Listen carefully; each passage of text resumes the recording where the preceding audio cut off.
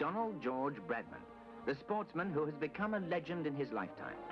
He was perhaps the greatest run-making machine that cricket has ever known. If Bradman was going to bat, the ground was full to capacity, and the spectators, hundreds of thousands of them down through the years, were never disappointed. For he was the Don. His batting was power rather than poetry, but it had the magic touch. He gripped the bat in a way no man gripped it before him or since. But then there's only been one Don Bradman. As agile as a ballet dancer, and despite his smallish stature, powerful enough to hit sixes in the world's biggest grounds.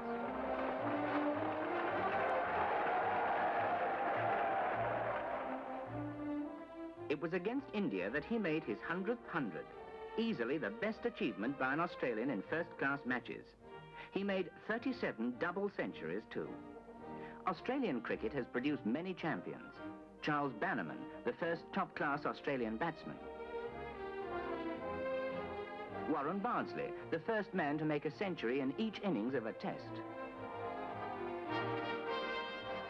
Victor Trumper, another legendary figure, equally at home on good wickets or bad, and said by all who saw his mastery to be one of the greatest cricketers the world has ever seen. These were the Don's cricketing ancestors, and he eclipsed them all. It is almost 20 years since his last test. Now he's Sir Donald Bradman, businessman. For cricket lovers young and old, here is the Don in Memoirs.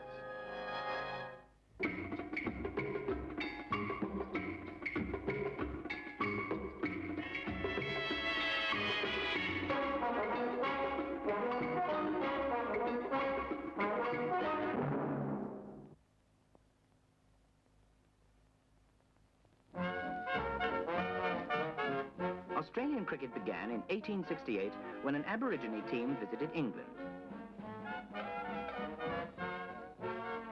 They were led by Mullock, a star bowler, batsman and wicket-keeper. The official wicket-keeper was Bullocky, and among the others were Mosquito, Red Crow, King Cole and Twopenny. Cricket had arrived in Australia. This was Sydney Cricket Ground 80 years ago. And cricket wasn't only a game, it was a social occasion. Cricket produced great Australians, men like M.A. Noble, and the South Australian left-hander Clem Hill.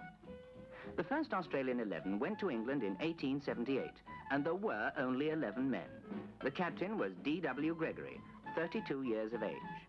There were brothers in the team too, Charles Bannerman, who was born in Kent, and his brother Alec.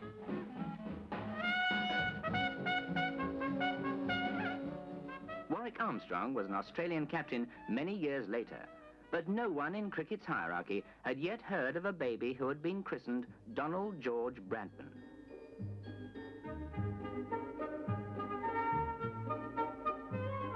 He was born in Cootamundra in New South Wales, but as a child his parents moved to Bowral in the Southern Highlands.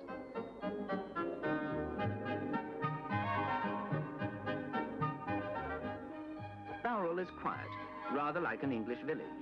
It didn't know then that it was to become famous as the residence of the boy from Bowral. At 12, Don Bradman was already a cricketer, a good one. The local oval was just across the street from the house in which he lived, and he developed a love for cricket, a passion for a great game. He practiced by hitting a golf ball with a stump, and many say this is what gave him the fantastic eye which stood him in such stead later in his career. He practiced whenever he could. Like all boys, he went to school, but he was different. He attended to his studies, but was outstanding at cricket.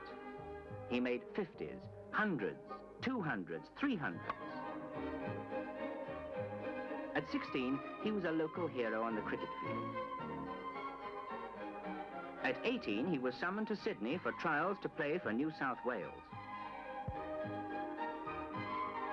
One of its stalwarts was Bert Oldfield, a great wicket-keeper who had played for the AIF team and was reckoned the best in the world. Bert Oldfield, a man who remembers many tests, also remembers Bradman's debut. Don came down from Bowral in 1926 to the Sydney Cricket Ground in the practice nets. But the following year, he played in the New South Wales state side when we went to Adelaide and Melbourne. He scored a century in his first appearance at Adelaide. It was a remarkable performance. In fact, his entry into first-class cricket was romantic.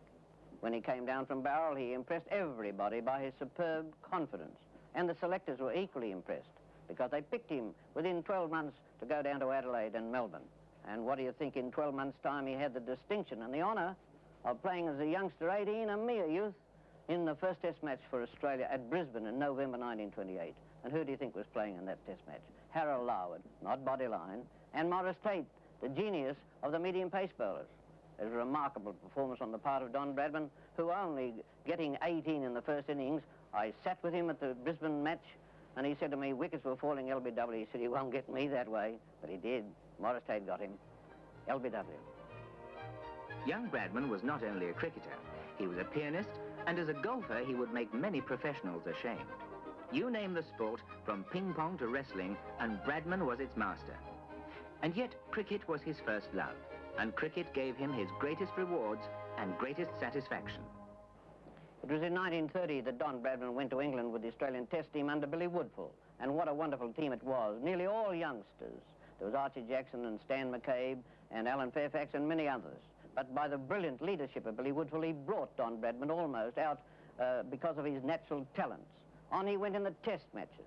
We didn't score very many runs in the first Test, but at Leeds, he staggered the world and staggered the opponents, the bowlers, in making 334 at the first time he ever appeared at Leeds.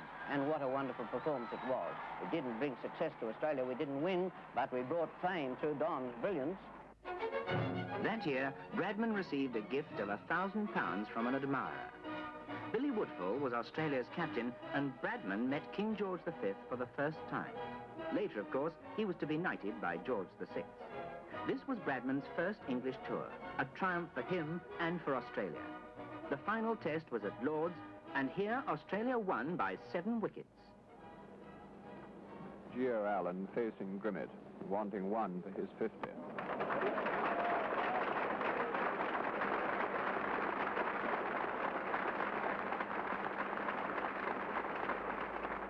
Percy Chapman is facing Hornibrook, wanting 4 for his century.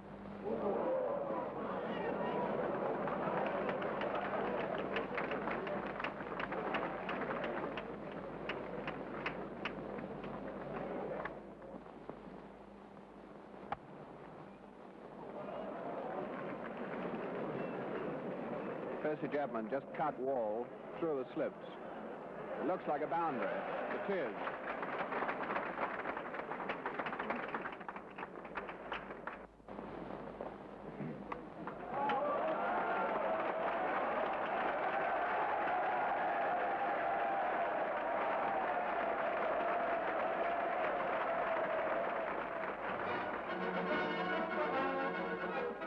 The triumphant Australians returned home, and the most triumphant of them, Donald George Bradman, was met by his parents.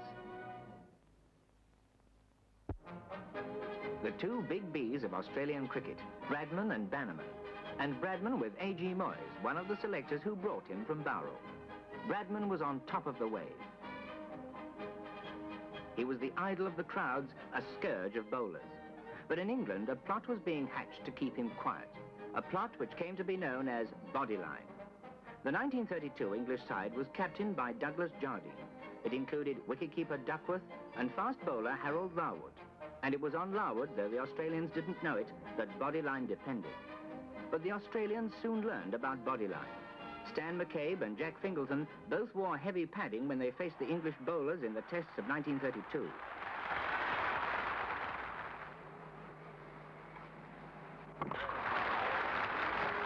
Stan McCabe became a hero with an innings of 187 not out.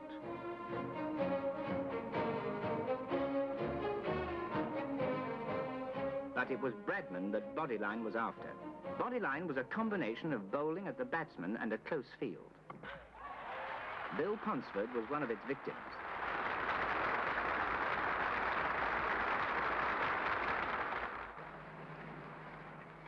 England somehow had to cut down Bradman's scoring. Larwood was the spearhead. It's tense. Larwood to Bradman. Bradman scored only 1 century in this series, and when Walter Hammond hit the winning 6 to conclude it, everyone was happy.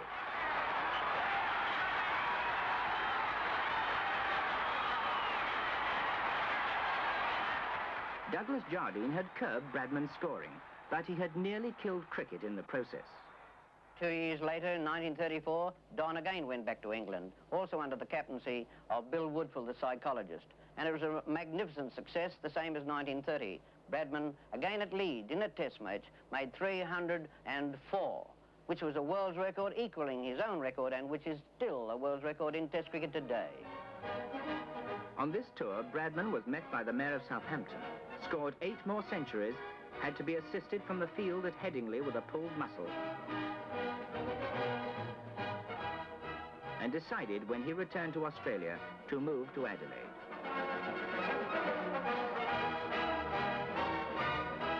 He packed his car and Sydney said goodbye. And because he wasn't playing, the Sydney cricket ground was suddenly empty.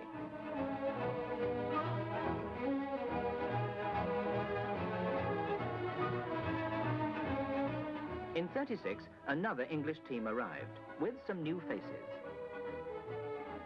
There was Farnes, fast bowler, C.J. Barnett, batsman, Headley Verity, spin bowler, and of course that great batsman, Walter Hammond. It was to be a tremendous season. England won the first 2 tests, Australia the last 3 to take the Ashes. Donald Bradman was Australia's captain, and here is the 4th test played in Adelaide.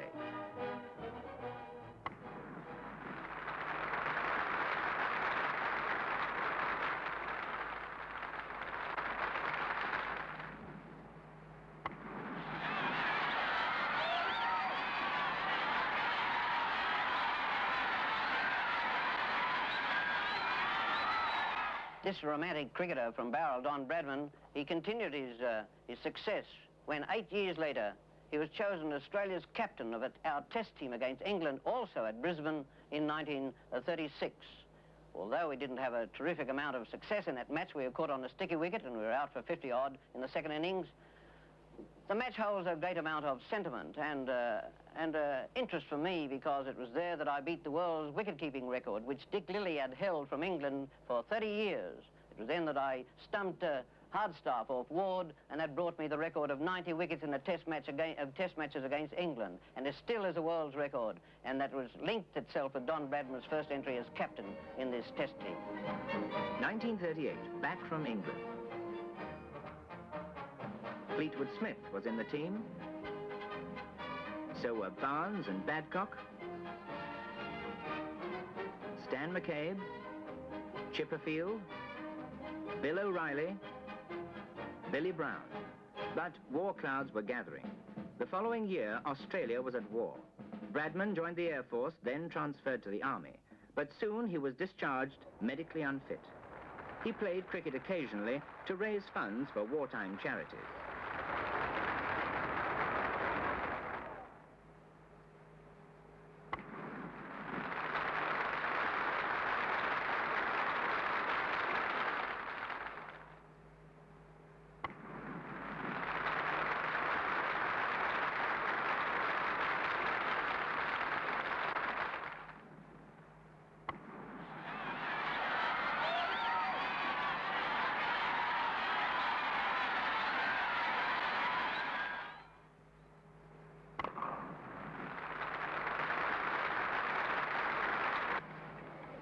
At the end of the war, Bradman's health was bad.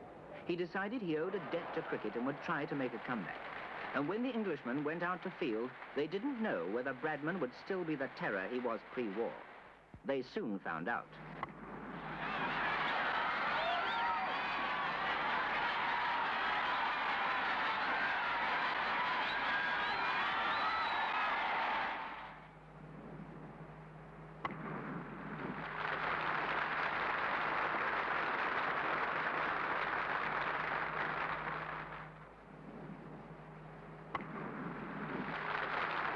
As captain, Bradman always seemed destined to lose the toss, which suited Wally Hammond fine. The Australians took the field. And record holder Len Hutton and Cyril Washbrook opened for England. That's Tribe to Washbrook.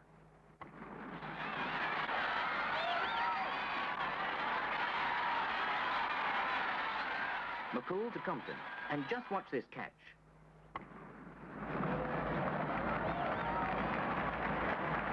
Here it is again in slow motion.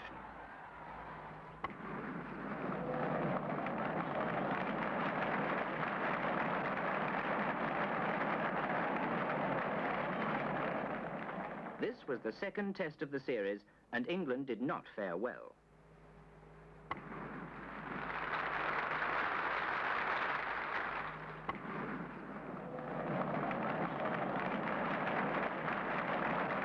But the stands were full when it was Australia's turn to bat.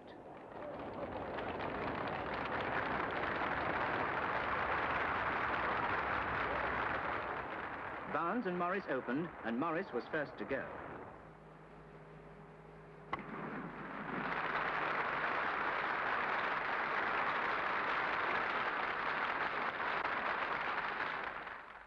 Then came Bradman.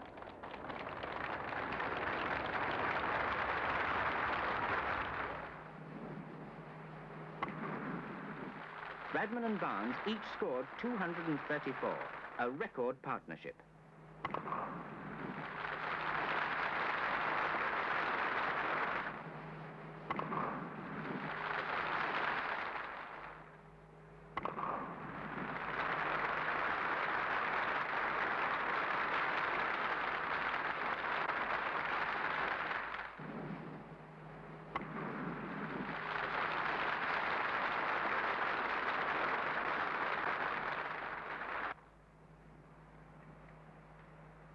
Sid Barnes remembers. That's a long time back, but I remember Don and I think we still hold the world's record for a fifth wicket partnership.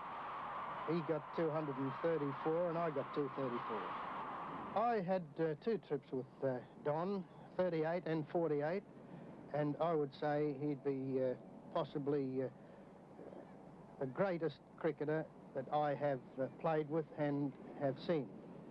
He, I would link with Stan McCabe, Don and Bill O'Reilly as the three greatest cricketers I've known.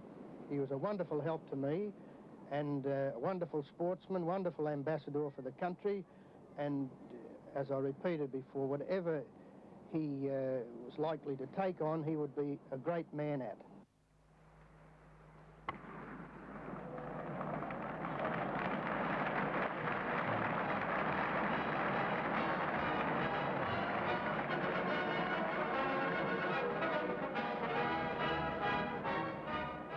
It was Australia's test, and Bradman's last on the Sydney cricket ground.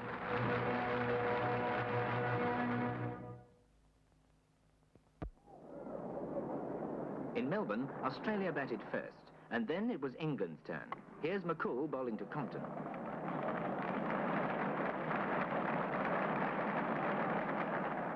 Freer to Godfrey Evans. And a chase for Bradman. Prime Minister Menzies watched the match with Dennis Compton. McCool again, and England are all out.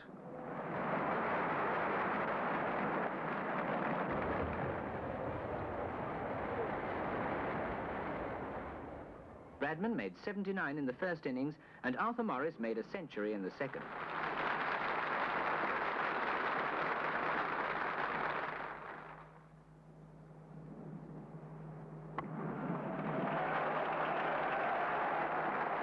The crowd wanted to see Bradman again. It was to be his last innings here.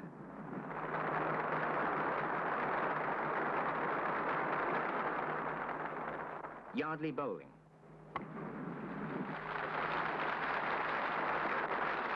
A tense match, but there were lighter moments, such as when the drunk strolled onto the field. This fellow must have had a very sore head the next day.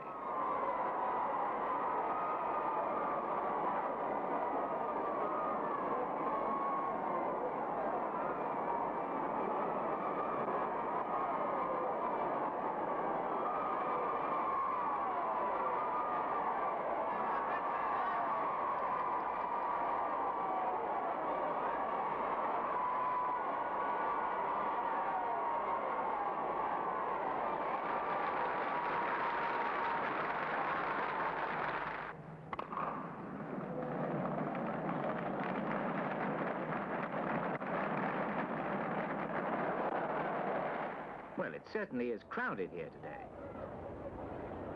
The Duke and Duchess of Gloucester saw the match and the teams were introduced.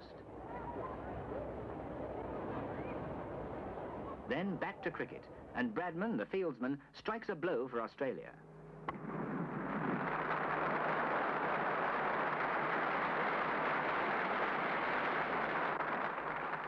Lindsay Hassett takes a catch too. And then came the rain.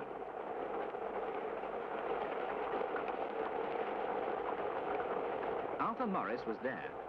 What do you think of Bradman, Arthur? Well, the first test I played was in 1946, and he captained the sides from 1946 to the 1948 tour of England, and then he retired. But I didn't see him before the war, Bill, but they told me he was a tremendous player. For instance, the bowler would come down and bowl the ball, and he'd promptly hit it where the fieldsman had been shifted from, or something like that, you know. He was one of those devilish people. But really a great player before the war, and a very fine player after the war.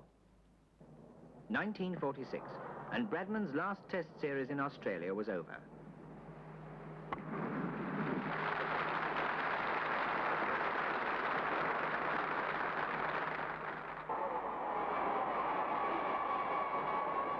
But there was one series to come. England, 1948. To Windsor, where he strolled in the grounds with the royal family.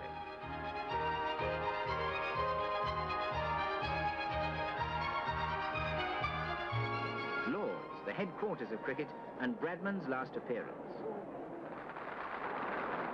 Barnes and Morris opened for Australia, and great batsmen though they were, the crowd only wanted to see Bradman.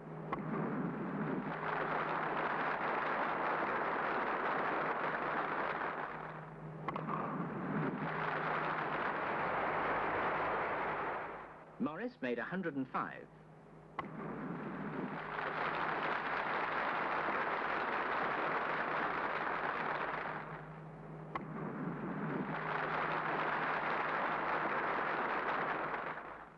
The Duchess of Gloucester sees Australia make 350 and then 460 for 7.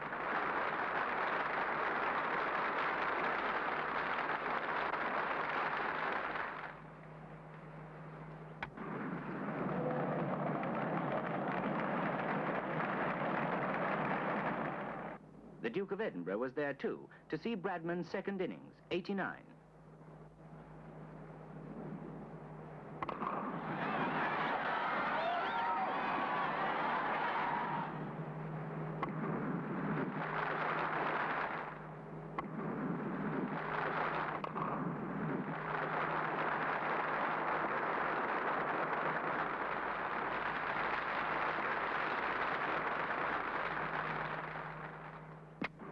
Hassett was out. Miller made 74, and when Australia declared, England needed 596 runs. It was Australia's test.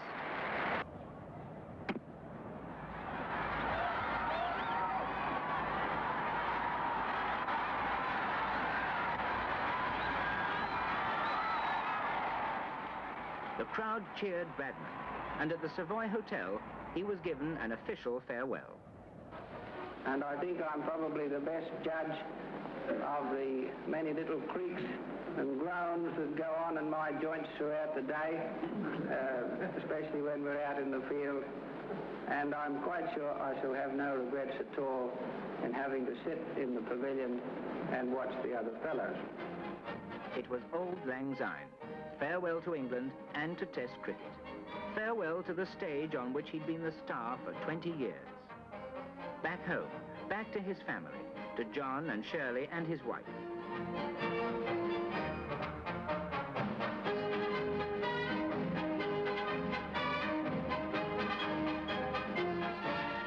In 1963, he made a brief reappearance in Canberra. In the national capital, he is still remembered. And not only in the national capital. Well, Bill, abilities don't change, and the technique improves, but of course, Don Bradman's a genius. He was the greatest of all batsmen. I didn't see Trumper, but as far as I'm concerned, in my day, he was brilliant. Yes, Don not only was a great ambassador for the country and the game. He was a wonderful tactician. Many a time he would think these players out that were really embedded in. We could never budge them. But Don would always come up with something, and I'd say that he had more brains than when he played than most of the English skippers and our own Australian players. But he was a wonderful man to tour with. He could always build you up to great heights. And I would say he'd be the greatest player that I have played with and against. Sir Donald Bradman, the Don, the boy from Bowral, the man who rewrote the record books, the greatest cricketer of them all.